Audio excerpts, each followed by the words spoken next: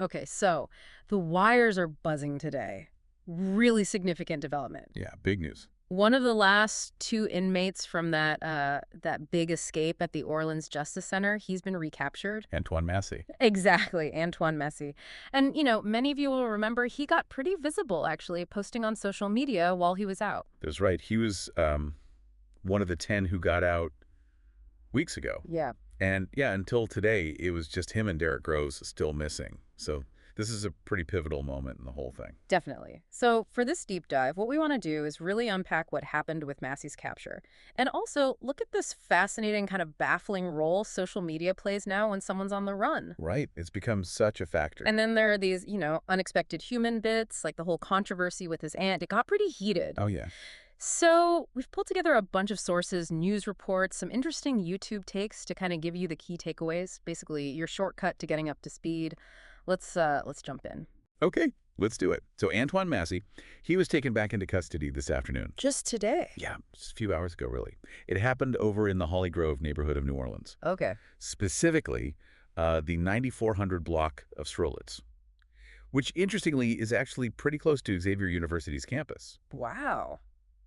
That's quite something, especially after being out for so long. And he was inside a house. Inside a residence, yeah.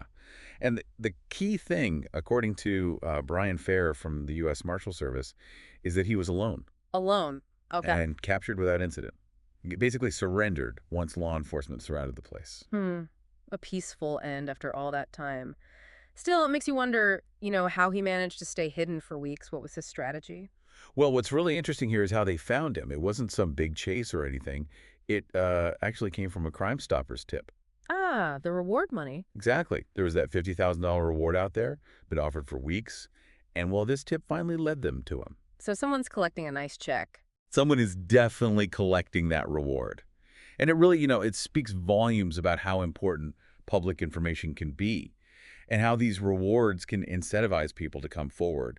Real community involvement, you could say. So yeah, not some high-tech surveillance breakthrough, but good old-fashioned community intel, just supercharged by that big reward. Pretty much. And it wasn't just the Marshals, right? I saw other agencies were involved. Oh, yeah, definitely a joint effort. You Yeah. had NOPD, Louisiana State Police, even Jefferson Parish Sheriff's Office helping out, probably because Hollygrove is kind of close to the parish line there. Right, makes sense. They weren't taking any chances, I guess. He was considered, what, armed and dangerous? Potentially, yes. Yeah. That was the warning. So, standard procedure, bring in backup. And connecting this back, he's now facing, what, an extra charge for the escape itself? Indeed. On top of the original charges he was being held for at the Justice Center, those included domestic violence and rape charges. Right. And wasn't he supposedly one of the masterminds behind the escape? I remember reading that came out when they arrested some other people involved. That detail did emerge, yeah, suggesting he played a pretty central role in planning it. So what does this tell us about what law enforcement thought he might do? When they first broke out, wasn't there a feeling Massey specifically might have stayed local? There was. And remember that video he posted? Oh, yeah, the one near the fairgrounds. Yeah, exactly. He posted that pretty early on. Law enforcement swarmed that area, but he was already gone. But it did suggest, he probably hadn't skipped town or crossed state lines. He was sticking around New Orleans. And the fact he was found alone now, does that tell us anything? Well, it does raise some questions, doesn't it, about, his support network, or maybe the lack of one, at least at this point. Right, because some of the others who escaped, they arrested people helping them, Right. right? Accessory charges. Exactly.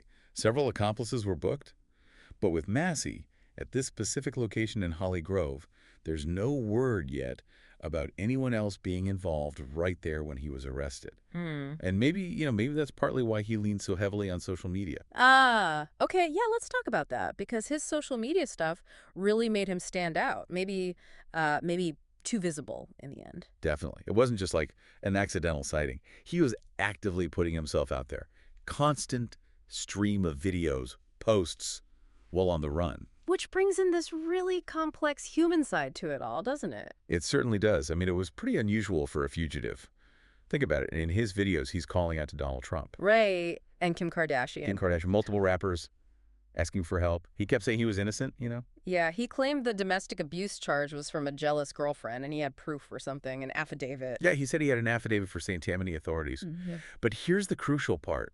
Those videos, they left digital breadcrumbs. The metadata. Exactly. That hidden info, the digital fingerprints. Yeah. It let law enforcement figure out who posted them, what platform, which devices were used. So it's like a double-edged sword.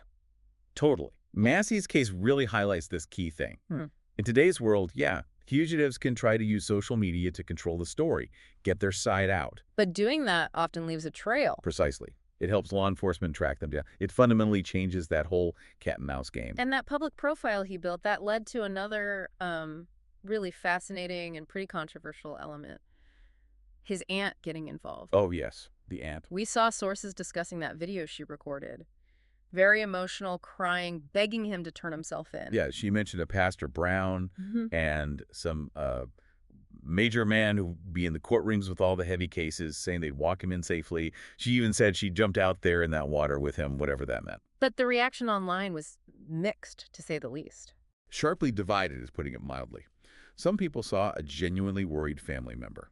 Yeah. But others, particularly looking at the commentary from that Boss Talk 101 source we saw, Yeah. What was their take? they saw it very differently. Like maybe it was a performance, a calculated play for social media attention, maybe even angling for that reward money. Wow. Questioning if the tears were real. Yeah, questioning the authenticity and pointing out, like, where was this pastor? Where was the lawyer she mentioned? Their view basically painted her as potentially exploiting a really serious situation for, clicks or cash. Man, it really makes you wonder, doesn't it? The kind of pressures and, I don't know, motivations that family members face in these crazy high-profile public situations. Absolutely. And it wasn't just his aunt. There was also this wider public perception of Massey and Groves, the two who were out the longest. That's a really critical point, because you have law enforcement obviously seeing them as potentially dangerous fugitives who absolutely need to be caught. Public safety issue. Standard procedure. Right. But then you had these other narratives emerging, particularly from that source, using the OGPIRU perspective. They use some might say pretty provocative language. Definitely controversial. How so? Painting Massey and Groves in a totally different light, suggesting they'd, quote, placed themselves in history, comparing them to, Billy the Kid of the Ghettos. Yeah, or even, quite surprisingly, Harriet Tubmans of the ghetto. Yeah. Seeing them as this kind of anomaly because they managed to stay free for so long. Wow. That's a really strong claim, especially given the charges they were facing originally, domestic violence, rape. Exactly. But it just shows how some narratives can, romanticize things. Yeah. Or twist them completely. That source even suggested the escapees ain't really done nothing to hurt nobody since they got out. Right. And they also claimed that some officials were actually profiting from this situation, getting hazard pay, because they were still out there. So just completely different realities being described. It really shows the stark contrast. For law enforcement, it's straightforward, bring fugitives to justice.